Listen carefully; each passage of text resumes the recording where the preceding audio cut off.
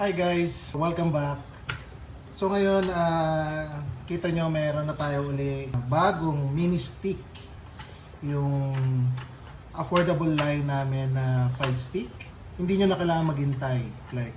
Kasi ngayon, ang waiting time namin for new 5 stick, new order is 3 weeks. Ito, siningit ko lang tong dalawa na mini stick.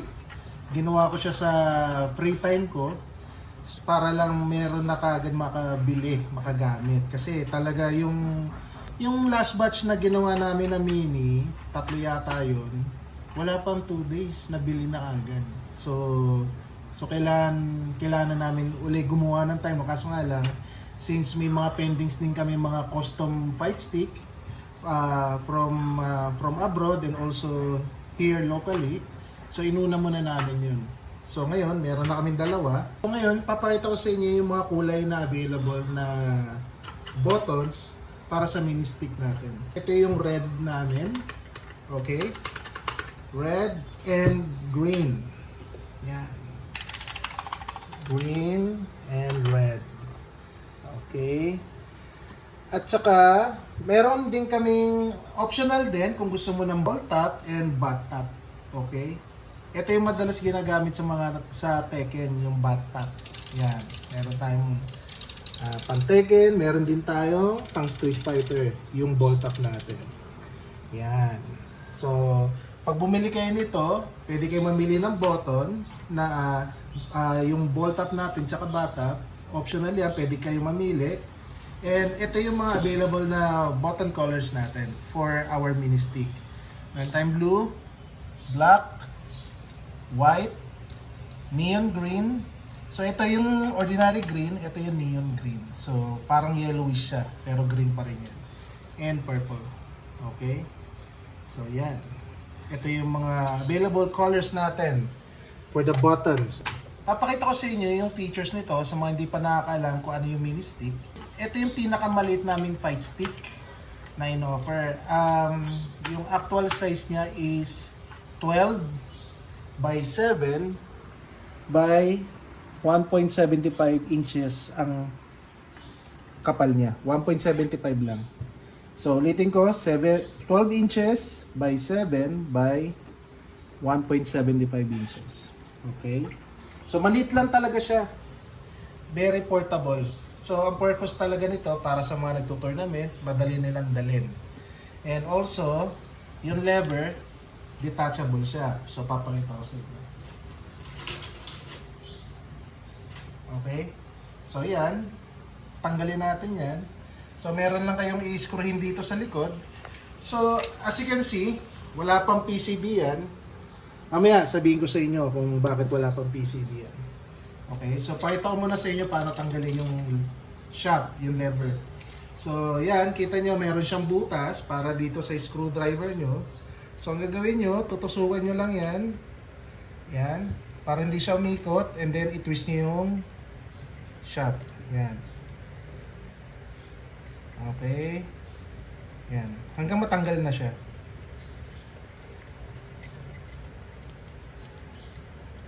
Yan. Okay. Yan. Tanggal na siya. So, ito yung dust washer niya. Ito yung ball top. Yan. So, pwede nyo na siya ilagay sa bag nyo, pwede sa backpack, pwede sa laptop bag. So, as in, maliit lang talaga siya. Pero hindi naman siya yung mahirapan kang gamitin. Comfortable pa rin siyang gamitin, kahit portable siya. At the same time, yung mini namin, gawa siya sa one-piece mahogany hardwood. So, matigas siya. Ito yung ginagamit sa mga tabletop, sa mga furniture, mga puan, and mga shelves. At saka, meron na akong gantong kahoy eh. Alam niyo ginawa ko? Ginawa akong sangkalan. So hanggat ngayon, buhay pa rin siya. Talagang matigas talaga tong kahoy nito. At saka meron siyang bigat. Hindi siya yung magagaan na kahoy. Kasi nga, since hardwood to, may weight siya. Tigas. Matigas na, medyo mabigat konti. Pero not that much. Sakto lang. So bakit wala pang PCB? Kasi dalawa yung offer namin. Meron kami yung pang PC tsaka Nintendo Switch only. And meron din kaming pang PC, PS4, PS5, and Nintendo Switch 2. All-in-one na yun. So magkaibang PCB yung dalawa na yun. So yung default namin dito is yung pang PC lang, tsaka Nintendo Switch na PCB. Ito yun, no? Yan. Ito yan. Yan. Ito yung JMD Fighting Board na pang PC tsaka Nintendo Switch. Pero since meron siyang pass-through, pwede rin siyang bilan ng converter. Yung PXN N5 tsaka May Flash Magic Boots. Pwede siya dito. So pag kinabit nyo na yan, yung converter dito, pwede na yan sa PS5 and PS4. Wala na siyang timeout. Gagana na yan. Okay? So yung isa naman naming option, yung all-in-one na, yung pinakamagandang board sa market. Actually, ito yung pinakamabilis na board na ginagamit ng mga fight stick maker. Hindi lang si JMD gumagamit ito. Pati yung mga sikat na brand na fight stick, katulad nila Hitbox, Junk Food Arcade, at basta marami. Itong gamit nila, Brook Gen 5. Okay? Sa ngayon, Gen 5 na kasi ito yung bagong labas na PCB.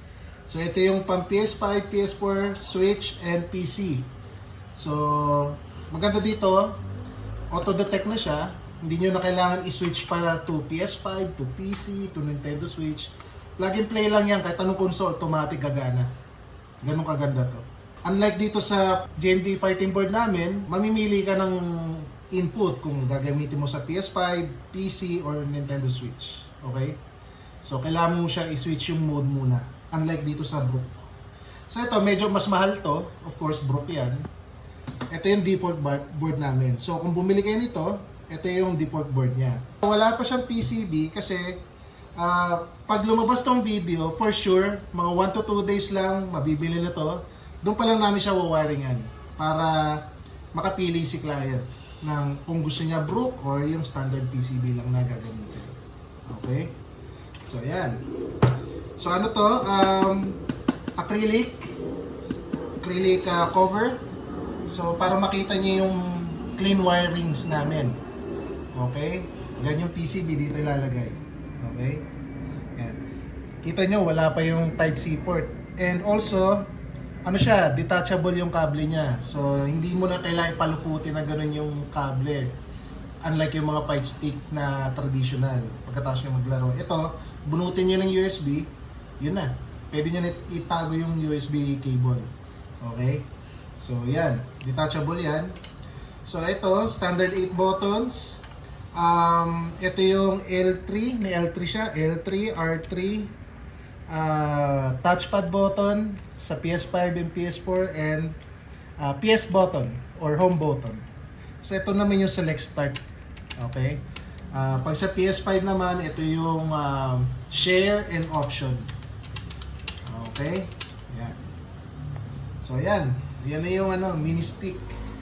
So unahan na lang guys ha. So walang reservation to. So kung sino yung unang makabili, doon na namin bebenta kagad. Mag-wait lang siya siguro mga 1 day kasi tsaka pa lang namin lalagyan ng board tsaka wiring. Depende sa pipiliin niyang PCB kung anong platform gusto niya itong gamitin. Okay? Price. Ang price nito, yung standard with standard PCB, 6K. Murang-mura talaga yan. At the same time, premium yung build niya. Solid siya. Hindi siya madali masira, promise. Pag ito, nahulog nyo to, magde-dent lang siya pero hindi siya magka-crack, hindi siya mababasag. Unlike yung mga traditional natin na fight stick, pag nahulog, basag. Diba? Ito, magde-dent lang siya. Ang maganda doon, pag nag-dent yan, pwede pa namin i-repair yan. Madali pa namin maayos yan. Okay? And built-in siya ng lifetime service warranty. So, pag nasira yan, padala nyo lang sa amin ulit. Checkin natin na ayusin natin. Ang price nito, yung standard, 6,000 with standard PCB. So, pwede ka na mamili ng kulay ng buttons, tsaka ng ball top. Pwede ka rin mamili kung gusto mo yung bat top or yung ball top. Okay? 6K yun, flat. Kung gusto niyo naman yung Brook PCB yung gagamitin para wala nang upgrade, eto na. Nandiyan na yung magandang board. 9,000 siya. Okay? Kasi mahal talaga tong Brook PCB. Kasing sulit naman to eh. Since naglagay ako nito sa mga 5.6 namin, siguro nag-start kami gumamit ito 3 years ago. Meron na kaming ganito eh. Ni isa, wala pa ako nabalitaan na nasira yung Brook PCB nila. Wala pang bumalik sa amin. So talagang durable to at saka yung reviews, kahit i-review nyo online, napaka-responsive nitong PCB. Okay? So yun lang guys. So message us if you want one or if you want a fully custom fight stick with art and everything, and we also have Sanwa buttons and OK buttons. If you want to upgrade the buttons from standard buttons to Sanwa or the OK buttons, yung mechanical buttons namin na silent. For this mini stick, we're using our JMD standard lever. Okay? Again, this is not Sanwa, this is JMD standard lever. You have option also if you want to upgrade it to Sanwa. Compatible naman siya. Medyo mas mahal nga lang pag naka-Sanwa to. And the same thing with the Sanwa buttons kung gusto nyo siya i-upgrade. Pero kung you're on a budget and you want to have a plug-and-play tournament-ready fight stick that would not break your bank, this is it. The JMD mini stick. Ready na yan. Message us. Thank you guys. Don't forget to subscribe. Follow nyo din kami sa TikTok, YouTube. Have a nice day and see you on next one. God bless.